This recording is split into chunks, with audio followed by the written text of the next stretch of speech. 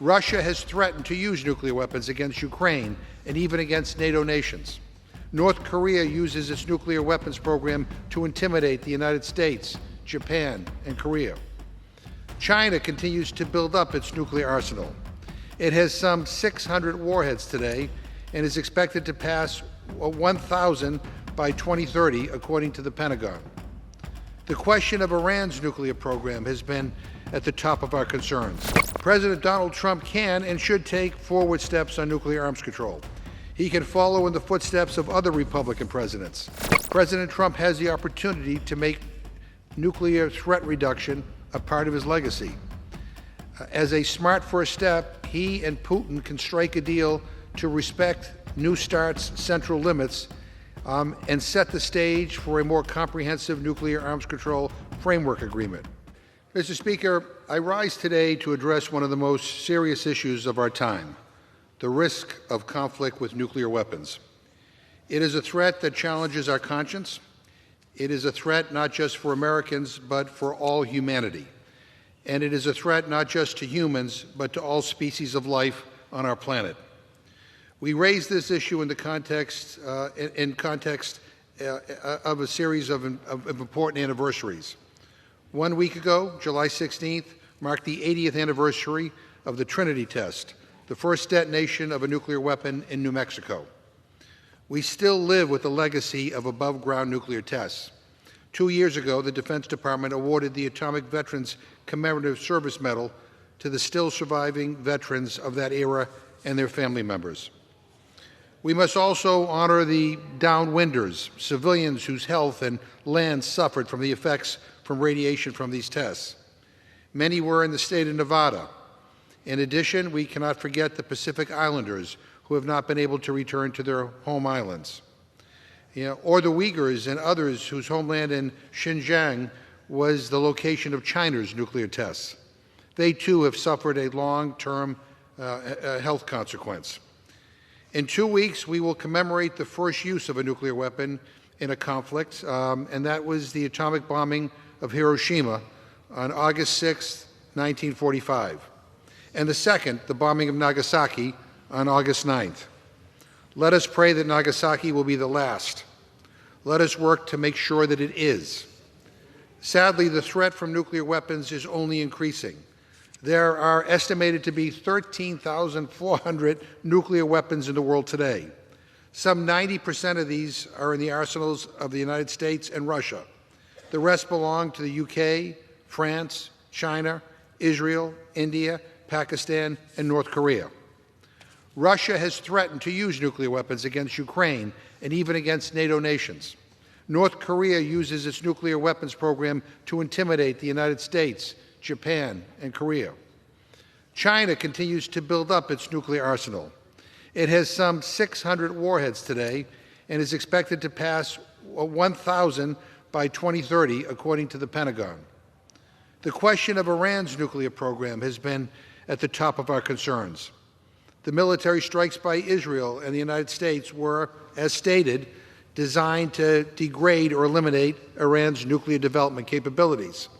However, as the Washington Post reported last week, U.S. intelligence agencies assessed that only one of Iran's 3 principal nuclear facilities was destroyed by the U.S. attacks.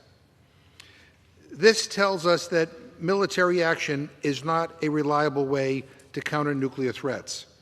In 80 years of the nuclear era, the only proven, demonstrated way to reduce the risk of nuclear conflict and to lessen the scale of its destruction is through diplomacy and negotiations.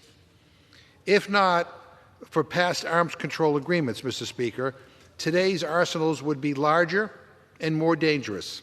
If not for limitation on above-ground and atmospheric testing, many more people would suffer from radiation and contamination. But our challenge is made harder by the fact that there is only one arms control agreement remaining in force between the United States and Russia. The New START Treaty limits the number of deployed strategic nuclear warheads for each party to 1,550. The treaty expires in February 2026. There are scant signs that either government is interested in extending it. President Donald Trump can and should take forward steps on nuclear arms control.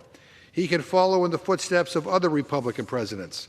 President Eisenhower, in his Atoms for Peace speech, expressed the moral imperative to warn Americans and the world of the destructiveness of atomic weapons. President Reagan, in his second term, negotiated the INF Treaty with the Soviets. He spoke privately with Gorbachev about the elimination of all nuclear weapons. Earlier this year, President Trump said from the Oval Office, and I quote, "There's no reason for us to be building brand new nuclear weapons. We already have so many. You could destroy the world 50 times over, 100 times over, and here we are building new nuclear weapons, and they're building nuclear weapons," end quote. He added, let me quote again, "We're all spending a lot of money that we could be spending on other things that are actually, hopefully, more productive," end quote. On this point, Mr. Speaker, President Trump is right. President Trump has the opportunity to make nuclear threat reduction a part of his legacy. As a smart first step, he and Putin can strike a deal to respect New START's central limits and set the stage for a more comprehensive nuclear arms control framework agreement. Next, President Trump can put nuclear weapons on the agenda when he meets with Xi Jinping. He expressed a willingness to do this in his Oval Office comments. Even talking about negotiations in itself can help reduce tensions. A deal requires a first step, and I encourage the President to take it, and to take it soon. And we in Congress can use our voice. Along with our colleague, Representative Jill Chikuta of Hawaii, I am the proud sponsor of HRES 317, a resolution that calls on the U.S. government to return to the negotiating table on nuclear disarmament and to lead a global effort to reduce and eliminate nuclear weapons. It reaffirms our country's moral and strategic obligation to prevent nuclear war and pursue a world free of nuclear weapons as a national security imperative. This call is in the spirit of President Eisenhower and Reagan, and Presidents Carter and Obama, and we hope President Trump. I'm pleased to report that Senators Markey, Merkley, Sanders, Welsh, and Van Hollen have all introduced a version of our resolution. And I urge the foreign policy committees of both bodies to consider these resolutions promptly. Unfortunately, Mr. Speaker, activity in House committees is taking us in the wrong direction. Last week, the Appropriations Committee approved an energy and water bill that cuts the National Nuclear Security Administration's Defense Nuclear Nonproliferation Account by $412 million. That's 17%. These activities help the U.S. stop the spread of nuclear weapons, detect hidden nuclear activities, and support arms control efforts. Why would anybody think it is a good idea to cut that account? Also last week, the Armed Services Committee approved the National Defense Authorization Act. It authorizes $62 billion for the nuclear enterprise, which represents a 26% increase over President Biden's request last year.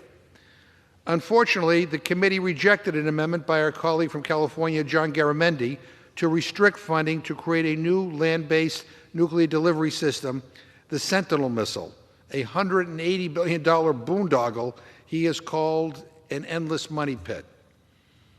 The threat of nuclear war is an existential one. We have a moral imperative to address it, and address it urgently. Debates over the utility and morality of nuclear weapons are as old as the nuclear age. Notably, many of the people who helped make atomic weapons turned out to be some of the most powerful voices against their use and for the reduction in their arsenals. 2 years ago this week, Mr. Speaker, the film Oppenheimer premiered. It told the story of J. Robert Oppenheimer, the theoretical physicist who helped create the atomic bomb, but then pushed against development of more powerful weapons. And for that position of moral courage, he paid a political price. 2 months ago, Dr. Richard Gowan passed away at the age of 97. He's best known as the author of the first hydrogen bomb. Less widely known is that he spent decades working tirelessly in arms control and disarmament on scientific panels, conferences, and government boards. In a 2018 interview, Dr. Garwin said, and let me quote, "There is the myth, and you saw it operate many times in the past, that if there is a perceived security problem, well, no difficulty, we'll just buy more nuclear weapons. But that doesn't improve our security. What we want is less nuclear weapons and less cause for using them on the other side," end quote. You know, when I was a staffer for the late Congressman Joe Moakley in the 1980s, I recall going to hear Dr. Garwin and Dr. Carl Sagan give a talk on nuclear weapons and the Strategic Defense Initiative. Dr. Sagan, of course, is the physicist who helped us understand the idea of a nuclear winter, the hemisphere-wide dark age caused by the radioactive ash sent into the atmosphere following multiple nuclear detonations, wiping out food supplies, causing untold deaths from starvation, even beyond the millions killed by the blasts. For us today, the dynamic Dr. Garwin identifies isn't in the past, it's in the present. Our inboxes are full of policy papers expressing fears about the growth of China's nuclear arsenal, or Vladimir Putin's intentions, or Iran's plans. Too often, policymakers have a reflexive response. They are building more, so we should build more. Mr. Speaker, this is so short-sighted. It is a dangerous reaction, very, very dangerous. We know firsthand the harm that such devastating weapons can have. On the 80th anniversaries, people of many generations will gather in Hiroshima and Nagasaki, and very few survivors of those atomic bombings remain with us. But their stories endure. The disturbing photos of the burns and the radiation sickness, they endure. In those cities, those gathered will recommit to preserving the memory of the destruction and to plead with current and future generations to work to ensure that such horrors never, ever, ever happen again. I regret I cannot be with them in Hiroshima and Nagasaki, but that is why I have organized this special order on the House floor today, so that members can share their message from the floor of the House. And to our colleagues, and to the President, and to the American people, this is a crucial moment in world history. We have a moral responsibility to speak out and to do more. After the anniversaries, after the August break, when we return to Washington, let us commit to raise more awareness, more congressional hearings, more debate on the floor, more encouragement for scientists, civil society and regular citizens to raise their voices. Let us commit to legislation to contain the growth of nuclear weapons. Let us commit ourselves to the elimination of nuclear weapons. And with that, Mr. Speaker, I am glad to yield to the gentleman from Illinois, Mr. Foster.